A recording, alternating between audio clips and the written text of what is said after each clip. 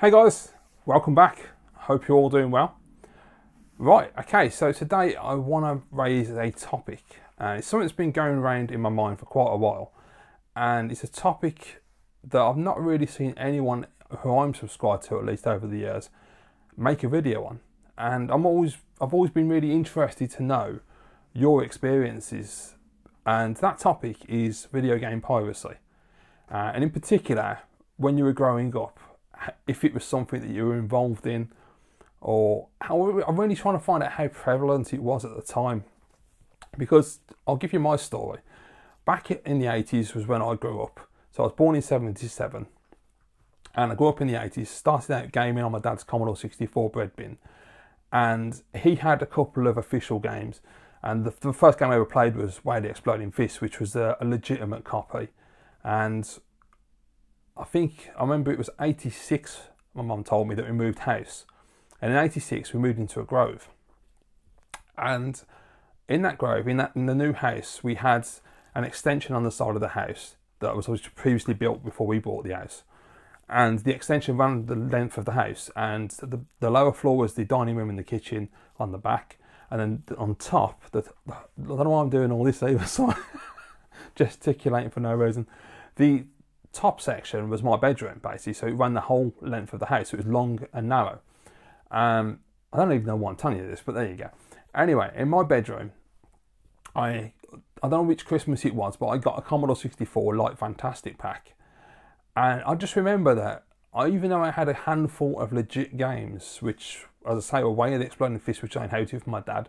Quo Vadis was another one. I know I had Hunchback and I had Pedro, and there were a couple of others, because occasionally we go to Evesham Micros and they had a bargain bin. So I'd end up buying a couple of games. But the majority of the games I had on the Commodore 64 back then were pirated. And I remember I had a chest of drawers, which was 3 or 4 drawers, and they were all completely full of tape cassette pirates for the Commodore 64. Now, I don't even remember how the hell I was getting games when I was that young. You know, in 1986 I was 9. So I don't know how the hell I was getting older pirate games at the time, but obviously they were coming from somewhere. And I know it was easy to tape those games, because you could put them in a stereo and do tape to tape and pirate them piss easy. But I don't remember how we got them. But yeah, growing up for me, piracy was just normal. It wasn't really something that was ever given any consideration as to being illegal or to being wrong. It was just something you did. It was just the way you got your games and the way you played your games. And, you know, obviously my parents weren't rich, so they couldn't afford to keep buying games all the time for me. So, you know, piracy was a great option, because it gave me the ability to play absolutely tons of games and get a real variety of choice. And then, obviously, after the 8-bit computers came along, we had the 16-bit computers, and I got the Commodore Amiga. Now, obviously, we all know, here in the UK at least, that the Amiga and ST era, the 16-bit computer era, was one which was absolutely flooded with piracy. It was a massive issue for the companies that made the games. And of course, you know, I had boxes like those old classic disc boxes full of 3.5-inch floppy pirates. And as I say, it was pretty normal for me. The only ones I remember having legit copies of, which I got for Christmas one year, were Final Fight, Mega Twins, Lemmings. I think at one point I did have a valid copy of Leander. I'm not entirely certain about that, and I'm not sure if I bought that myself, but I know I had a copy of that, I'm sure I did. But the majority of my gaming was piracy. You know, again, like the Commodore 64, it was very easy to copy them. We used to use X-Copy, so it was very simple. Games would be passed around between our friends. I then got an older friend called Brian. He was about, I believe, 2 or 3 years older than me, and he was working, so he had money. He would buy games, but he'd also pirate them as well. And you know, everybody was just swapping discs around, and everybody was getting hold of these games quite simply. It was a very big thing in the Commodore era and the Amstrad and Spectrum with the 8 and 16-bit computers. And then from there, I went on to the Super Nintendo, where you could pirate the games, but it was expensive because you had to buy a device like a Magicom to actually pirate them. So it was never going to be straightforward. So I never got to pirate games then. I was buying cartridges, and I didn't have many. I had Castlevania 4, Street Fighter 2, the loose cart of Mario World that came with the machine. I later bought the Starwing pack, so I had a loose cart of Starwing, and I had Pro Protector, and that was it. I couldn't buy any more than that because they were just so expensive back then. And you know, I was on a limited amount of money to buy these games. And after that came the PlayStation era. Now, this is where I'm interested as well, because not only am I interested in knowing how it affected people in the UK nationwide if piracy was a big part of your life, or you actually went the legit route and bought proper games, but the PlayStation era is probably the one where it's going to affect more people worldwide, especially in the States and Canada, because obviously you guys didn't have the 8 and 16-bit computers. So I'm assuming that the mod chips in the PlayStations were a thing worldwide. And I know where I grew up in Birmingham, the mod chip was just a standard thing on a PlayStation. Anyone who had a PlayStation who was into gaming, you had them chipped and you had pirate games. And everyone knew someone that could get the games for you. I don't really know where they came from, because this was pre-internet, so you couldn't download the ISO files and do them yourself. I know later in the 90s you could get the ISO files and do that, but in the early days of PlayStation that wasn't the case. And I had a contact who would basically give you a list, and you just go down the list and pick out games and go, yeah, I'll have those 5 games, because they were only a few quid each. He didn't charge you a lot. I can't remember exactly what he charged me, but they were very cheap. And the good thing that came out of it really was that I got to play games that I would never have really gone for, like Metal Gear Solid. If I'd have known what that game was, because I stopped reading magazines at that stage, I wouldn't have bought that game. But because it was on the list and I didn't know what it was, I was like, well, that sounds interesting, I'll try that.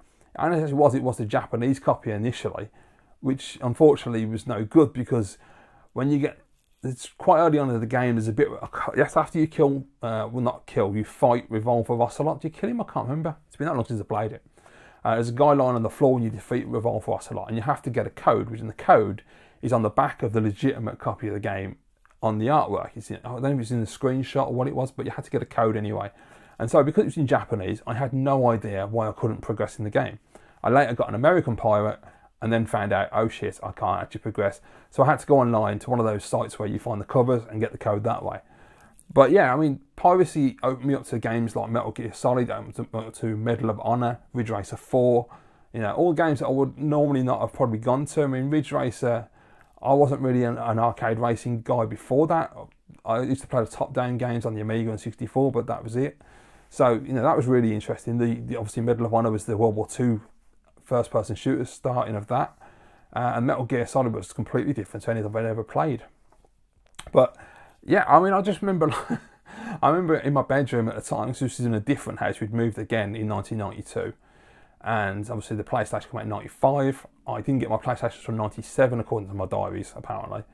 And I remember I had those old CD racks that you used to buy on the wall, and I had like 3 of them across the wall, and all of them were completely full of PlayStation games. I got absolutely shitloads. I mean, every game that was coming out, I was getting a copy of it.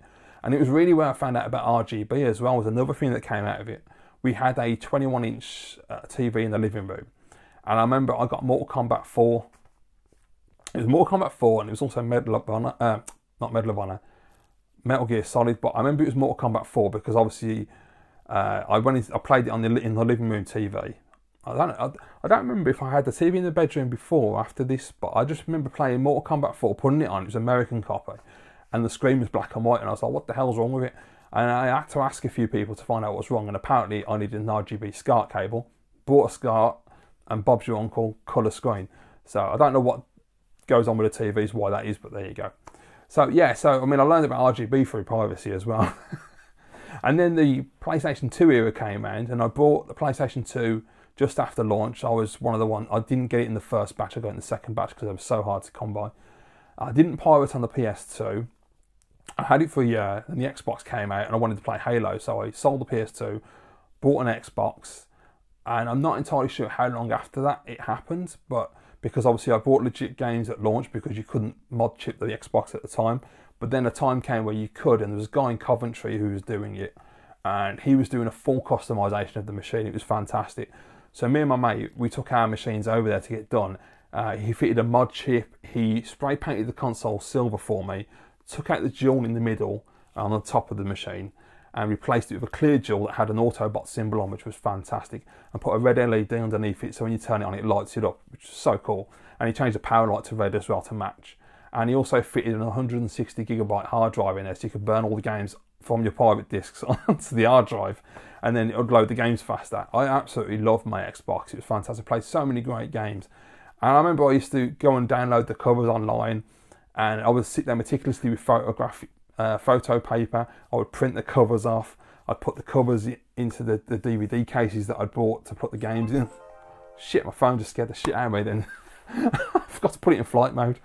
I'd also get the label makers, and I'd put the labels on the disc, and I did that on PS1 back in the day as well. I used to put labels on PS1 games as well. Yeah, I used to, that was just, to me, it was just perfectly normal. That's the way you play games. And all my friends were the same. We all pirated games. None of us ever saw it as being an illegal thing and knew anything about copyright and all of that. And I know, like, going back and watching Bad Influence, they used to talk about it on there and say you shouldn't do it and it voids your warranty and all this shit.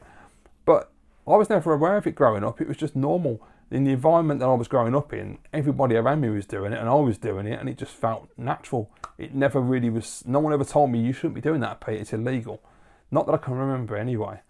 And then really the 360 and PS3 era is where I started to change, and I only did a little tiny bit of piracy, and that was briefly because we found out the 360 could be modded, and me and my mate did it. We modded it, and I thought, yeah, that's pretty cool. It was more of an experiment than anything, just to see if it would work. And I had like one game pirated. It was a shit game, some B-movie title. And I just didn't bother. I just went back to buying games again. Because in full-time employment, I had loads of money coming in. Well, not loads, because I didn't get paid that much, but I had a decent wage coming in. I was on my own. I was single. I was just enjoying life, and I was just buying games. And ever since then, I've always bought legit games. I don't pirate now because there's no need to. I don't even know if you can hack the Xbox One and PS4. I've got no idea. I'm sure there's probably ways of doing it. So I've never really been against piracy myself, because to me it was the way I played games. It's just the way it was. And I'd never say to anyone you shouldn't do it, because, at the end of the day, if you ain't got the money to buy games, you want to play them, I've never really seen that it's been, I don't know, looking at stats, how much it actually affects the bottom line of companies. But I've got to assume that as gaming never went under, that it didn't really make that much of a massive impact to the level of companies having to close down. Somebody will now point out that it did do that, but hey. So I'm really more interested in your opinion, guys. When you were growing up, was piracy a thing for you in your area? Was it not? Did you just buy legit games? Did your parents not allow you to pirate because they were against it? Or, what was your situation? I'm interested, internationally, all over. I want to know everybody who's watching this video around the world, if it was ever a thing for you, and where did it begin? Was it on the computers in the 80s, or was it on the PlayStation, or are you still doing it now? I mean, who knows? Maybe there are people out there that still do it. I'm really interested as well, because when I moved away from Birmingham to the southwest of England, you may remember a few years ago when I was living in my old house, I used to go to car boot all the time, and I ended up picking up 10 PlayStation 1s, and each one of them I tested, and none of them were chipped, which blew my mind, because when I was in Birmingham, everybody's PlayStation was chipped. So I just assumed that everyone nationally chipped their PlayStations. It was just a normal thing to do.